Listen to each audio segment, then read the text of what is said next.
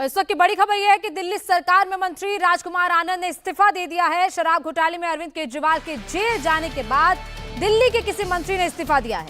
ये केजरीवाल के खिलाफ बगावत है, क्योंकि राजकुमार आनंद ने कहा था कि वो भ्रष्टाचार के खिलाफ लड़ने के लिए केजरीवाल के साथ आए थे, लेकिन आज आम आदमी पार्टी भ्रष्टाचार के दलदल में डूब चुकी है।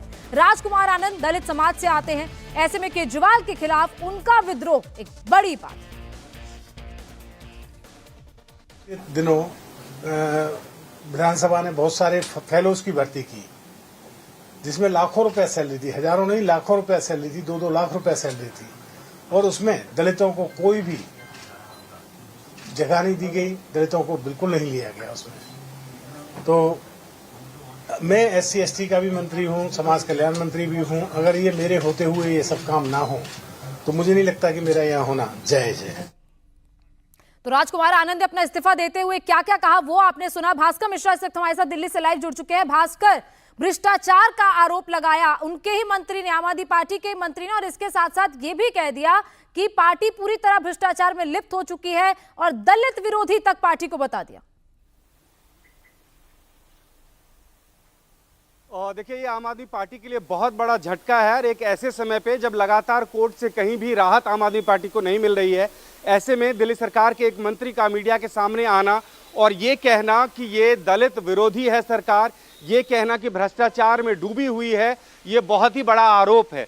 लेकिन अभी से कुछ ही देर बाद आम आदमी पार्टी के राज्यसभा के सांसद जो है संजय सिंह, वो प्रेस कॉन्फ्रेंस करने वाले हैं और वो इसका जवाब देंगे।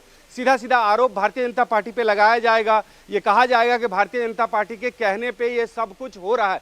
लेकिन इस्तीफे के बीच भी गौनिका एक पेच है। कोई भी मंत्री अगर इस्तीफा देता है तो वो सबसे पहले सीएम को सौंपता है, और सीएम अभी जेल में है। सीएम इस्तीफे को स्वीकार करके वो फाइल बना के LG के पास भेजते हैं।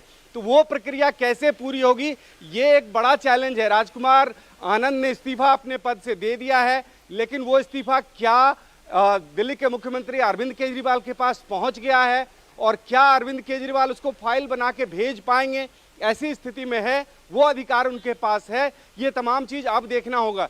LG हाउस में हमारी बात हुई है, उनका ये कहना है कि कोई भी मंत्री अगर इस्तीफा देता है तो सबसे पहले वो मुख्यमंत्री को इस्तीफा सौंपता है, और मुख्यमंत्री बजाबते उस इस्तीफे को स्वीकार करने के बाद फाइल बना के वो LG हाउस भेजते हैं। उसके बाद LG की स्वीकृति उस पर मिलती है, और मुख्यमंत्री अब जेल में है। तो ऐसी स्थिति में राजकुमार आनंद के इस्तीफे को किस तरह से फाइल में बना के मुख्यमंत्री की सहमति के बाद उसको भेजा जाएगा LG हाउस, ये देखना होगा। लेकिन सीधे सीधे तौर पे आम आदमी पार्टी के द्वारा ये कहा जाएगा कि बीजेपी के कहने पे ये सब कुछ हो रहा है। लोकसभा चुनाव से पहले ये एक बहुत बड़ा डेंट मारने की कोशिश की जा रही है भारतीय जनता पार्टी के द्वारा।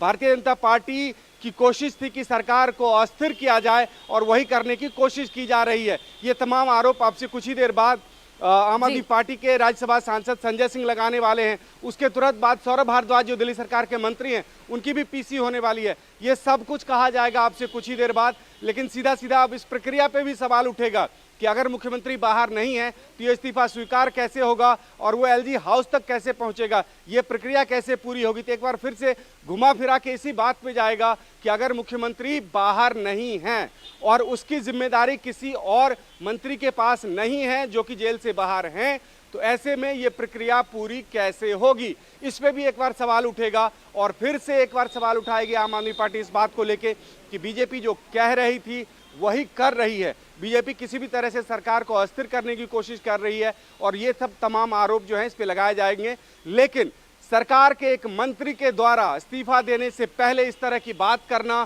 कि इस सरकार में जो कुछ भी हो रहा है उसे वो अब बर्दाश्त नहीं कर सकते हैं, और उसी लाइन पे बोलना जिस लाइन पे LG के द्वारा ये कहा गया था, आपको याद होगा अभी से कुछ बिल्कुल भास्कर, हम इंतजार है आम आदमी पार्टी की प्रतिक्रिया क्या, क्योंकि 2 दिन पहले तक वही पार्टी राजकुमार आनंद का बचाव कर रही थी जब उनके घर पर ED का छापा पड़ा था, और अब वही पार्टी राजकुमार आनंद के खिलाफ क्या बोलेगी, ये भी देखना होगा। बहुत बहुत शुक्रिया भास्कर पूरी जानकारी के लिए।